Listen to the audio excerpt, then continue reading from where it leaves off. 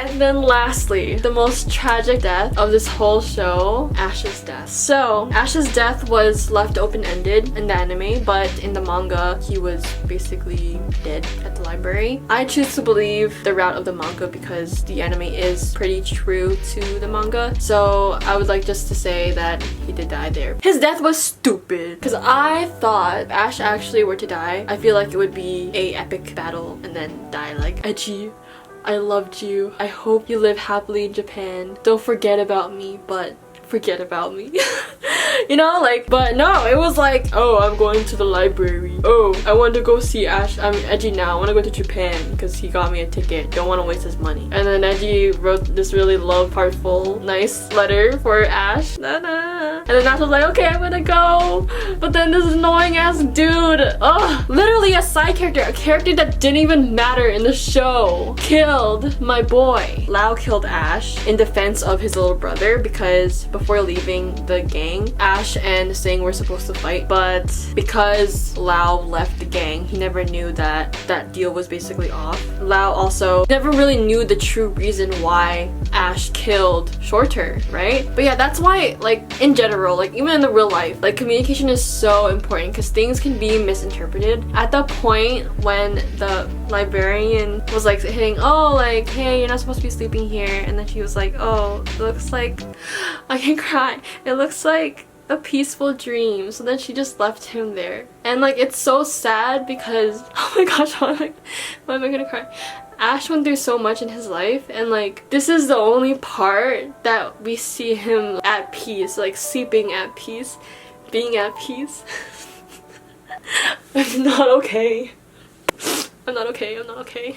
This is like the only time that we saw Ash at peace, and he deserved to be free, and he deserved to go to Japan. He deserved to be happy with Eiji because of after everything that he's been through. He deserves to live as a normal 17-year-old boy. Oh my gosh, why am I crying? I'm always with you. But now it's kind of like Ash is mainly always with Eiji or Eiji. Sayonara, America. Sayonara. Sayonara, New York. Sayonara.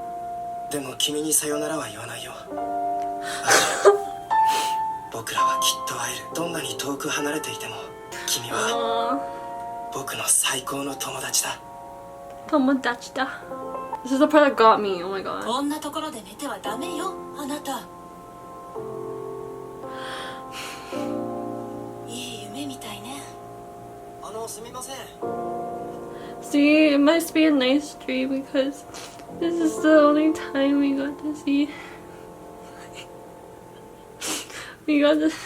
How it just ends. But I understand why, I guess you could say, the author decided to have Ash dead or die instead of like going to Japan or whatever, because I forgot what character said this, but trouble seems to follow Ash wherever he goes, and Ash is a murderer. He committed a lot of crime, I guess you could say, so even if he does go to Japan, he's basically wanted if they find out he's alive. Like, yes, his identity is erased from the face of the earth because he's supposed to be dead. It's not that easy to hide stuff like that, I guess you could say, from the government. Like, just like to live normally. Even going to a foreign country, it's like hard. Even Ash said that he had like so many enemies, right? So those enemies will follow him, find him. I kind of understand why it happened, but I still believe it didn't have to happen. The main point was he finally got freedom from Dino, which is like his biggest like lifelong nightmare, lifelong enemy, and he finally did, but it got taken away from him. Oh, but I don't know, it was just so sad. Comment down below your feelings on Ash's death and your interpretation of why he died.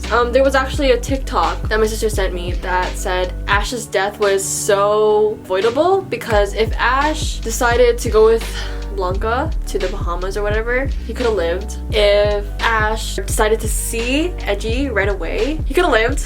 But I think at the end of the day, he couldn't live 100% freely because there's so many people after him. But yeah, I didn't expect to cry once just talking about it, but I did. Okay.